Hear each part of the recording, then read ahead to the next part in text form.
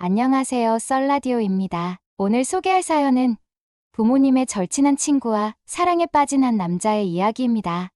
금기를 넘어선 이 사랑은 과연 어디로 흘러가게 될까요? 깊은 갈등 속에서 선택의 무게를 견뎌야 했던 주인공의 이야기를 지금부터 들려드리겠습니다. 제 이름은 박성우입니다. 올해로 51살이 되었고 은퇴까지는 아직 시간이 남았지만 이제는 삶의 무게가 저를 짓누르는 것을 느낄 때가 많습니다. 직장생활 30년 동안 쌓아온 성과와 사람들과의 관계는 분명 자랑스러웠지만 한편으로는 집과 직장을 오가며 감정을 억누른 시간이 너무 길었다는 생각도 듭니다. 그리고 바로 그 순간 제 삶을 흔들어 놓는 한 사람이 나타났습니다. 그 사람은 제 오랜 친구이자 사업 파트너인 김영철의 딸 지연이었습니다. 영철은 저보다 2살 어린 나이로 우리 둘은 대학 시절부터 함께 지내며 사업을 시작하고 어려운 시기도 서로 의지하며 살아온 관계였습니다. 지연은 제가 그녀를 지연이라고 부를 정도로 편안한 사이였습니다. 그녀가 어렸을 때는 종종 집에 놀러와 제가 건네준 간식을 먹으며 장난치는 모습을 보며 미소 지었던 기억이 납니다. 하지만 이제 그녀는 25살의 성인이 되어 제 앞에 있었습니다. 그녀와 처음 다른 감정을 느꼈던 건 6개월 전 한 모임에서였습니다. 영철의 생일이었고 가족과 가까운 친구들이 함께 모인 자리였습니다. 지연은 하얀 셔츠에 청바지를 입고 있었는데 평범한 옷차림에도 그녀의 밝은 미소와 당당한 태도는 사람들의 시선을 사로잡기에 충분했습니다. 저도 예외는 아니었습니다. 하지만 그때는 단순히 어른으로서 정말 잘 컸구나 하는 감정이었다고 스스로를 다독였습니다. 그날 밤 모임이 끝난 후 지연이 다가와 말했습니다. 삼촌, 아빠는 늘 삼촌 얘기만 해요. 삼촌 덕분에 지금의 제가 있을 수 있었다고요. 그래서 저도 감사 인사를 드리고 싶었어요. 그녀의 말은 진심이었고 저는 미소로 대답했습니다. 내가 이렇게 잘 자라준 게 아빠한테 가장 큰 선물이야. 나중에 더 좋은 자리에서 너랑 천천히 얘기 나누자. 그리고 그 후로 우리는 더 자주 만나는 사이가 되었습니다. 이유는 단순했습니다. 지연은 대학원을 준비하면서 제게 도움을 요청했기 때문입니다. 그녀는 경영학 석사 과정을 준비 중이었고 제가 30년간 경험했던 이야기들이 도움이 될 거라고 생각했던 모양입니다. 처음에는 가벼운 조언에서 시작했지만 점점 그녀는 제게 더 많은 것을 물었고 더 깊이 있는 대화를 나누기 시작했습니다. 제 삶의 경험을 그녀에게 들려주는 것이 즐거웠고 그녀도 저를 스승처럼 대하며 경청해 주었습니다. 어느 날 우리가 자주 가던 카페에서 지연이 제게 물었습니다. 삼촌은 왜 아직도 일을 쉬지 않으세요? 사실 이 나이면 은퇴를 생각해도 될 것 같은데요. 그녀의 말은 무심하게 들렸지만 저를 돌아보게 만들었습니다. 쉬는 것도 좋겠지. 하지만 일을 멈추면 내가 무의미해질 것 같아.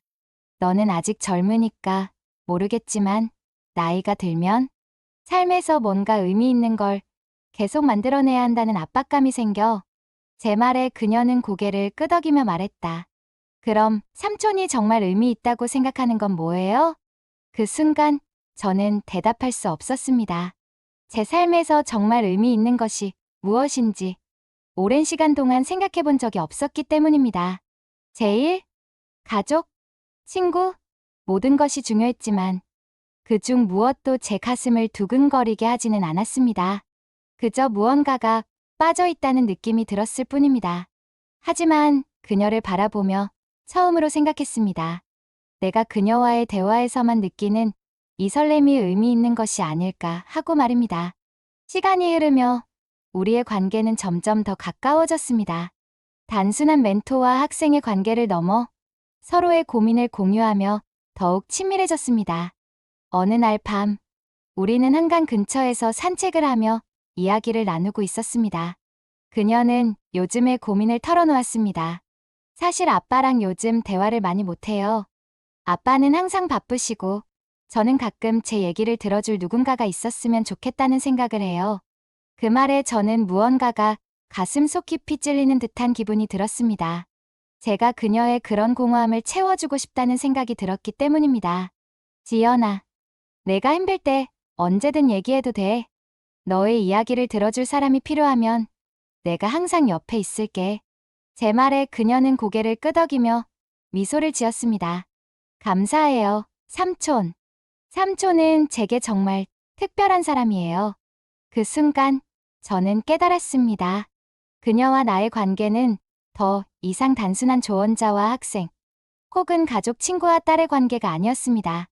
제 마음은 이미 그녀에게로 기울어 있었고, 그 사실을 인정하는 순간 저를 둘러싼 모든 윤리적 기준이 흔들리기 시작했습니다.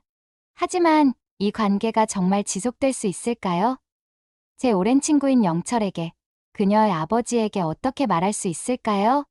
그리고 이 금기를 깨는 선택이 옳은 일일까요? 시간이 흐를수록 지연과의 만남은 더 자연스러워졌습니다. 단순한 조언에서 시작된 우리의 관계는 이제 서로에게 의지하는 관계로 변해가고 있었습니다. 지연은 더 이상 저를 삼촌이라 부르지 않고 성우 아저씨라고 불렀습니다. 그녀가 삼촌이라는 단어를 쓰지 않기 시작한 이유는 분명히 말하지 않았지만 저는 어렴풋이 그 의미를 짐작할 수 있었습니다. 그녀는 저를 더 이상 단순히 아버지, 친구로 보지 않고 있었습니다. 어느 날 저녁, 우리는 대학원 준비에 대한 이야기를 나누며 오랜만에 저희 집에서 만나기로 했습니다. 아내는 친정에 가 있었고 집에는 저와 지연뿐이었습니다. 식탁에는 간단히 준비한 와인과 치즈가 있었고 그녀는 편안한 옷차림으로 저를 바라보며 웃었습니다. 아저씨, 정말 감사해요. 제가 이렇게 준비할 수 있었던 건 아저씨 덕분이에요. 그녀의 말을 들으며 저는 와인잔을 들고 미소를 지었습니다. 내가 열심히 했으니까 여기까지 온 거야. 나는 단지 옆에서 조금 도와줬을 뿐이지. 그 말에 그녀는 고개를 끄덕이며 눈을 반짝였습니다. 그래도 아저씨가 없었다면 이렇게까지 자신감이 생기지 않았을 거예요. 아저씨랑 대화하면 늘 뭔가를 배운다는 생각이 들어요. 그녀의 말에 제 마음이 이상하게 두근거렸습니다. 그녀의 눈빛, 목소리, 그리고 그녀의 진심 어린 태도가 제 마음을 흔들고 있었습니다. 저는 애써 감정을 억누르며 대화를 이어갔습니다. 하지만 그녀와 함께 있는 시간이 길어질수록 제 내면의 갈등은 더 커져갔습니다. 그날 밤, 그녀는 책상에 앉아 자신의 계획에 대해 적어 내려가고 있었습니다. 저는 소파에 앉아 그녀를 지켜보며 생각에 잠겼습니다. 그녀는 여전히 젊고 아름다웠고 제 삶에 새로운 활력을 불어넣는 존재였습니다. 하지만 동시에 그녀는 제 친구의 딸이었고 제가 넘어서는 안 될 선이었습니다. 그럼에도 불구하고 제 마음은 점점 더 그녀에게로 기울어가고 있었습니다. 아저씨, 그녀가 갑자기 고개를 들어 저를 바라보며 말했습니다. 아저씨는 후회하는 일이 있으세요? 그 질문에 저는 잠시 생각에 잠겼습니다. 후회라. 글쎄, 많지. 하지만 가장 후회되는 건 내가 하고 싶었던 일들을 미루다가 결국 하지 못한 일들인 것 같아. 제 대답에 그녀는 조용히 고개를 끄덕이며 말했다. 저는 아저씨가 후회하지 않았으면 좋겠어요. 아저씨는 정말 좋은 분이니까요. 그 말에 저는 다시 한번 그녀의 진심을 느꼈습니다. 그녀는 저를 단순히 아버지, 친구로 대하는 것이 아니라 하나의 사람으로 대하고 있었습니다. 그리고 그 순간 저는 그녀가 저를 어떻게 생각하는지 궁금해지기 시작했습니다. 그녀가 제게 품은 감정은 무엇일까요? 단순한 존경심일까요? 아니면 그 이상의 무언가일까요? 그날 밤, 그녀가 집으로 돌아간 후 저는 한참 동안 잠들지 못했습니다. 그녀와의 대화, 그녀의 눈빛, 그리고 그녀가 제게 보여준 관심과 애정이 계속해서 제 머릿속을 맴돌았습니다. 이 감정이 단순히 일시적인 것이라면 멈추는 것이 옳을 것입니다. 하지만 제 마음은 점점 그녀를 향해 다가가고 있었습니다. 며칠 후, 우리는 다시 만났습니다. 이번에는 그녀의 대학원 입학 면접을 앞두고 마지막으로 준비를 점검하기 위해서였습니다. 카페 한쪽에 앉아 그녀의 서류를 검토하며 저는 그녀의 열정과 노력에 감탄했습니다. 지연아, 정말 잘 준비했어. 이 정도면 분명 좋은 결과가 있을 거야. 그녀는 제 말을 듣고 미소를 지으며 고개를 끄덕였습니다. 아저씨 덕분이에요. 정말 감사합니다. 그녀의 눈빛은 여전히 따뜻했고 그녀의 미소는 제 마음을 사로잡았습니다. 그리고 그 순간 저는 깨달았습니다. 저는 더 이상 이 감정을 숨길 수 없을지도 모릅니다. 하지만 이 관계를 이어나가는 것이 정말 옳은 일일까요? 제 마음은 이미 답을 알고 있는 듯했지만 제 이성은 여전히 갈등하고 있었습니다. 며칠 후 그녀의 대학원 입학 면접이 끝난 날 지연에게서 전화가 왔습니다. 아저씨, 면접 끝나고 갑자기 아저씨 생각이 나서요. 혹시 저녁에 시간 괜찮으세요? 그녀의 목소리는 설레는 듯했지만 한편으로는 지쳐 보였습니다. 저는 망설임 없이 대답했습니다. 그래, 오늘 같이 저녁 먹자. 어디서 볼까? 우리는 도심 외곽의 작은 레스토랑에서 만나기로 했습니다. 그녀는 면접용 정장을 입고 있었고 긴장감에서 벗어나지 못한 듯 보였습니다. 식사가 시작되자 그녀는 조심스레 입을 열었습니다. 아저씨, 면접이 잘 끝난 것 같긴 한데 사실 너무 힘들었어요. 뭔가 계속 부족한 사람처럼 느껴지더라고요. 저는 그녀를 바라보며 부드럽게 말했습니다. 지연아, 내가 최선을 다했다면 그걸로 충분한 거야. 누구나 부족함을 느끼지만 그건 내가 더 성장할 가능성이 있다는 뜻이야. 그녀는 고개를 끄덕이며 미소를 지었지만 그 미소는 어딘가 쓸쓸해 보였습니다. 아저씨는 늘 제게 힘이 되는 말을 해주세요. 그래서 아저씨랑 있으면 제가 좀 더 괜찮은 사람처럼 느껴져요.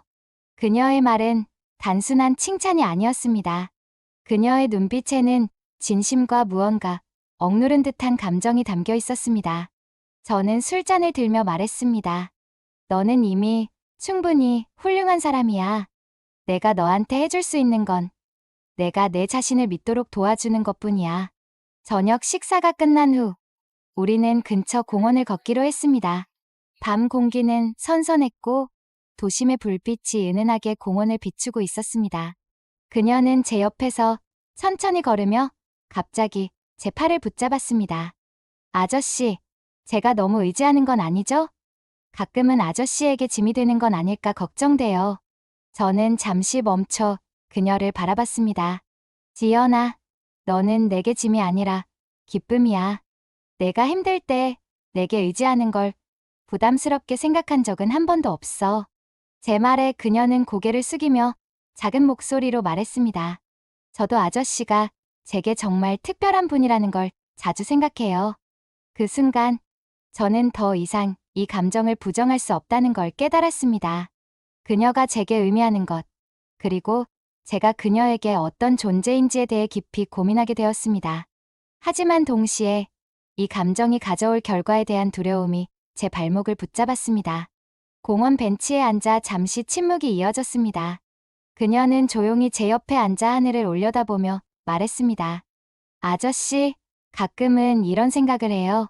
제가 아저씨를 조금 더 일찍 알았더라면 어땠을까 하고요. 그러면 지금보다 더 많은 걸 아저씨에게 배울 수 있었을 텐데. 그녀의 말은 무척 단순했지만 제게는 강한 울림으로 다가왔습니다. 저는 조심스레 그녀의 손을 잡으며 말했습니다. 지연아, 내가 어떤 생각을 하든 나는 항상 내 편이야. 그리고 내가 내 옆에 있을 수 있는 한 언제든 도와줄게. 그녀는 눈물을 머금은 듯한 눈빛으로 저를 바라보며 부드럽게 미소 지었습니다. 아저씨, 정말 감사해요. 저에게 있어 아저씨는 단순한 아버지, 친구가 아니에요. 그 이상이에요. 그녀의 말은 제 심장을 마치 강하게 내리치는 듯한 충격으로 다가왔습니다. 그날 밤, 그녀를 집에 데려다주고 돌아오는 길에 저는 머릿속이 복잡해졌습니다. 이 감정을 더 이상 숨기지 않고 받아들여도 되는 걸까요? 아니면 멈춰야 하는 걸까요? 그녀와의 대화 하나하나가 제 삶의 중심이 되어가고 있었습니다. 그 중심이 틀어지면 제 삶은 어떤 방향으로 흘러갈지 두려웠습니다. 하지만 한 가지는 분명했습니다. 그녀는 제게 있어 더 이상 단순히 친구의 딸이 아니었습니다. 며칠 후, 지연은 대학원 입학 통지서를 손에 들고 제게 찾아왔습니다. 그녀는 문 앞에서 웃고 있었지만 그 미소는 뭔가를 억누르고 있는 듯 보였습니다. 아저씨, 저 합격했어요. 그녀는 기쁜 목소리로 말했지만 그 안에는 묘한 떨림이 느껴졌습니다.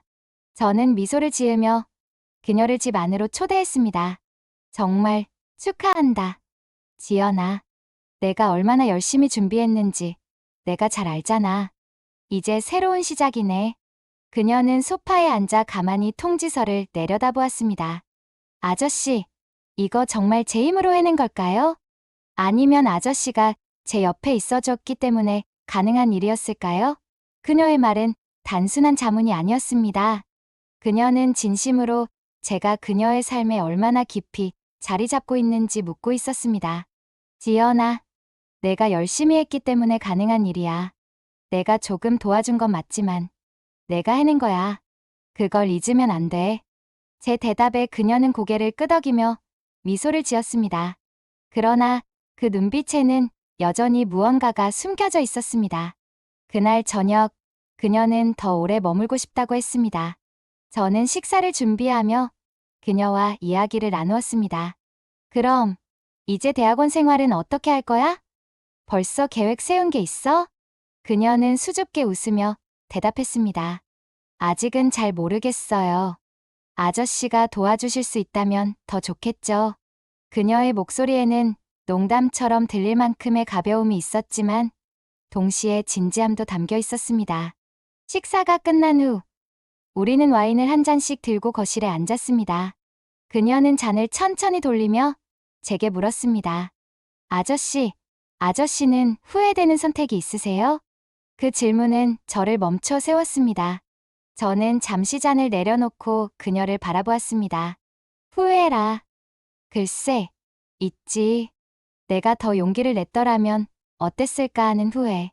그녀는 제 대답에 조용히 고개를 끄덕이며 물었습니다. 무슨 용기요? 저는 잠시 망설이다 대답했습니다. 사랑에 대한 용기.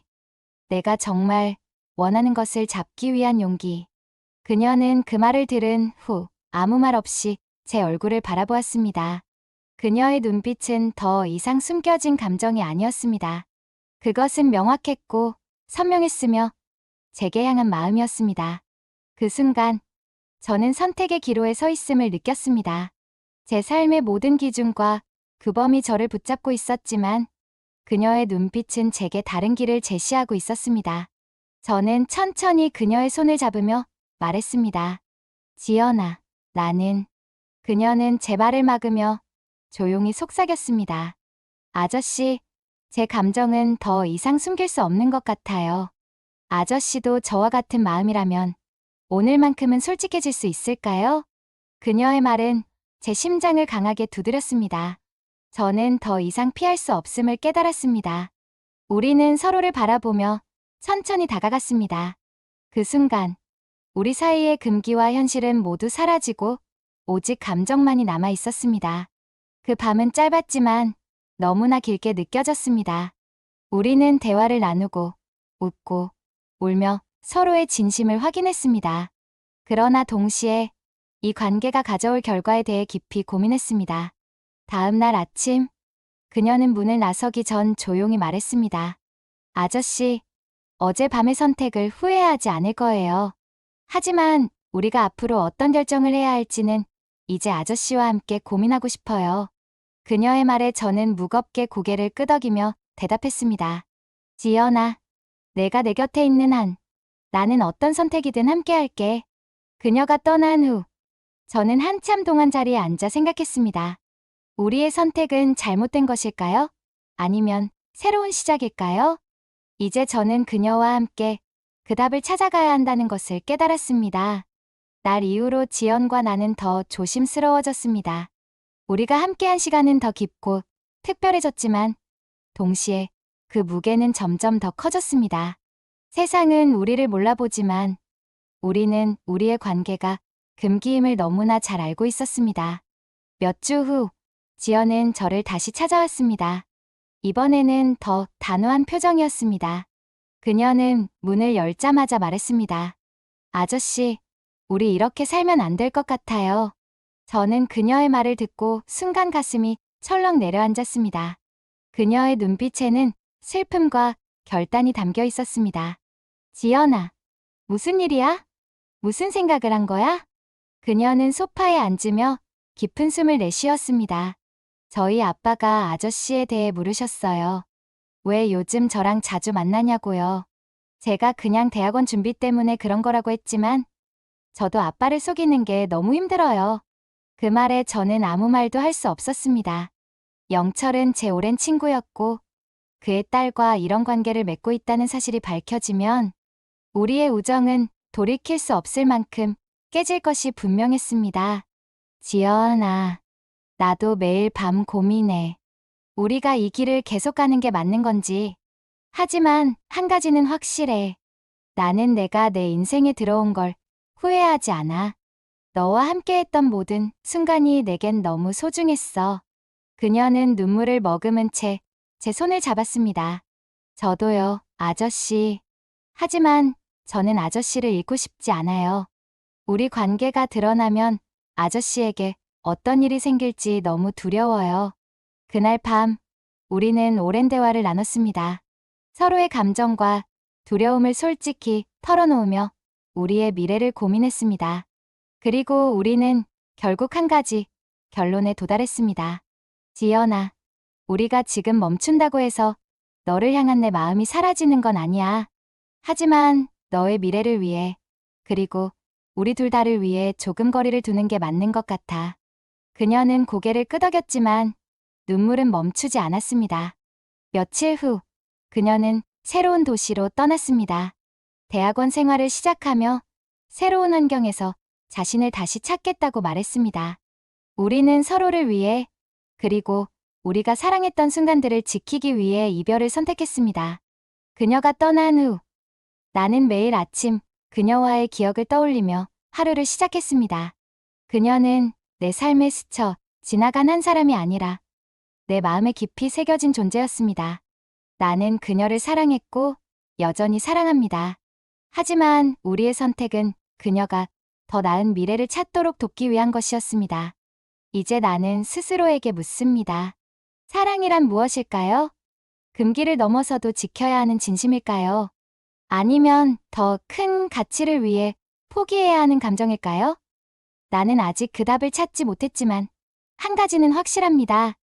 나는 그녀와 함께했던 모든 순간을 영원히 기억할 것입니다. 여러분, 이번 사연은 여기서 마무리됩니다.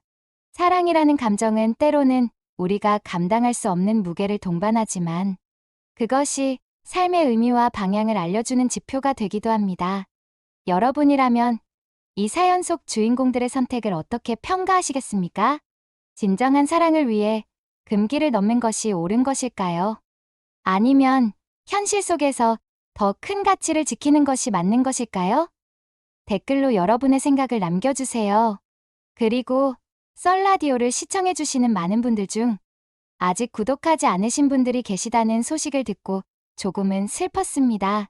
썰라디오의 이야기를 놓치지 않으시려면 지금 바로 구독과 알림 설정을 부탁드립니다. 매일매일 더 깊고 진솔한 사연으로 여러분을 찾아뵙겠습니다.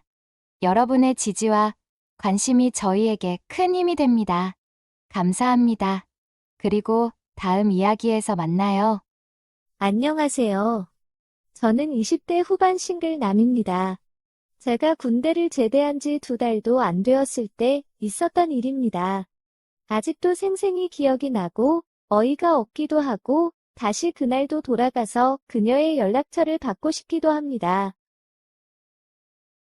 제대한 지 얼마 되지 않아서 친구들과 만나서 한창 술을 마시고 다닐 때였습니다. 그날도 친구들과 성공적인 헌팅을 하기 위해 클럽에 들어갔지만 아직 머리가 짧아서 그런지 아직 군인 냄새가 안 빠져서 그런지 모든 헌팅을 실패를 하고 친구들과 근처 술집에서 우울하게 술을 마시고 되었습니다. 한참을 먹다 보니 이미 막차는 끊겼고 근처 숙박업소를 들어가 보았지만 다 만실이라면서 갈 곳이 없었습니다. 그렇게 갈 곳이 없어서 번화가 주변을 방황을 하는데 아까부터 저희랑 계속 동선이 겹치는 여자 무리들이 있었습니다. 대충 상황을 보아하니 그 여자 무리들도 잠 잘 곳을 찾는 것 같았습니다. 여기저기 숙박업소를 들어갔다가 나오면서 여기도 방이 없다고 서로 알려주는 상황까지 가게 되었고 결국 같이 숙박업소를 찾으려 다니게 되었습니다. 그러다 갑자기 무슨 필이 받았는지 갑자기 을왕리 해수욕장을 가는 걸로 결정이 났고 처음 여자들과 함께 여러 대의 택시를 나눠 타고 그 새벽에 을왕리 해수욕장으로 갔습니다. 이미 저희나 그 여자 무리나 다들 술이 얼큰하게 취해 있었지만 이것도 인연이라면서 조개구이집으로 들어가서 술자리가 이어졌고 얼마 먹지 않아서 취해서 자는 낙오자들이 나오기 시작했습니다. 조개구이집 사장님의 도움을 받아서 근처 펜션에 방을 저렴하게 들어가게 되었습니다. 술을 마실 사람들은 조개구이집에서 더 먹고 잘 사람들은 펜션으로 들어갔습니다. 저 역시도 너무 졸리기도 하고 머리도 아파지길래 펜션으로 갔습니다. 이미 다들 만취한 상황이었기에 여자 남자 할 것 없이 아무 베개나 잡고 누워서 자기 시작했습니다. 저도 마찬가지였고요. 한참 자고 있는데 누가 자꾸 콕콕 찌르면서 깨우는 것이었습니다. 머리가 너무 아프기도 하고 친구들이 장난치는 것 같아서 그만 건들고 자라고 했지만 계속해서 찌르면서 깨우는 것이었습니다. 온갖 짜증을 내면서 일어났는데 제가 오늘 처음 본 여자를 뒤에 안고서 자고 있던 것이었습니다. 그 방에서 서로 뒤엉켜 자다 보니 그렇게 된 것이었습니다. 그 여자분도 제가 고의로 그런 것이 아님을 알았기에 괜찮다면서 너무 불편해서 깨운 거라며 미안하다고 오히려 저에게 사과를 하는 것이었습니다. 거기에 그냥 누워서 다시 자는 것도 민망하기도 하고 너무 놀란 마음이 진정되지 않아 밖으로 나왔습니다. 주변이 점점 밝아지는 것을 보니 곧 해가 뜰 시간인 것 같아서 숙소에 들어가지는 않고 바다를 보고 있었습니다. 그런데 아까 옆에 있었던 그 여자분도 나와서 제 옆에 앉는 것이었습니다. 아까 일은 너무 죄송하다고 다시 한번 사과드리면서 저 때문에 못 자서 어떡하냐고 말을 하였더니 괜찮다고 하면서 커피나 한 잔 사달라고 하는 것이었습니다. 같이 편의점에서 커피를 사서 나오는데 저한테 혹시 운동하셨냐고 묻는 것이었습니다. 최근에 전역했다고 하면서 왜 그러냐고 했더니 아까 제가 그녀를 안고 있을 때 운동하신 분몸같이 느껴졌다고 하였습니다. 근육도 많은 것 같았고 빠져나오려고 했지만 힘도 엄청 센 것 같아 보인다고 하였습니다. 특히나 몸이 엄청 딱딱하게 느껴졌다면서 어마어마한 느낌도 들었다는 것이었습니다. 그때까지는 그녀의 말뜻을 이해 못해서 군대 있을 때 운동 많이 했다면서 군대 썰을 좀 풀었습니다. 그녀는 답답하다는 듯이 제 소중을 가리면서 여기가 아까 텐트 쳤었다면서 엄청 찌르는 느낌이 들었다고 말을 하는 것이었습니다. 그러면서 저 때문에 잠을 제대로 못 잤는데 잠을 좀 잤으면 좋겠다면서 저한테 피곤하지 않냐면서 제 손을 잡고 데리고 가는 것이었습니다. 새벽 6시에 그 일대를 다 돌아다녀서 빈 방을 찾아 들어갔습니다.